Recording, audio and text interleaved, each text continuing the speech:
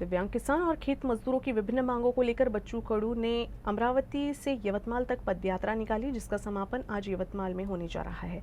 इस आंदोलन को समर्थन देने के लिए बुल्ढाना जिले के खामगांव में दिव्यांगजनों ने अपने सिर के बाल मुंडवाकर सरकार के खिलाफ सार्वजनिक विरोध दर्ज कराया है। शेतकरी कर्जमाफी झालीच पाहिजे, दिव्यांग अनुदान झालेच पाहिजे, 6000 रुपये अनुदान झालेच पाहिजे, 6000 रुपये अनुदान झालेच पाहिजे। बच्चूभाऊ कडू यांनी यवतमाळ येथे जे पदयात्रा काढीत शासनाला जागे करण्यासाठी आज समारोपीय आंदोलन ठेवलेलं आहे। त्या आंदोलनाला पाठिंबा देण्याकरता आम्ही सर्व दिव्यांग या ठिकाणी केशकर्तन करीत आज सोमवार असल्यामुळे शिवजलाभिषेक करीत माननीय मुख्यमंत्री यांच्याकडे आमच्या मागण्या लावून धरण्याकरता निवेदन तहसीलदार साहेब यांना सादर करणार आहोत। काय प्रमुख मागण्या आपल्या?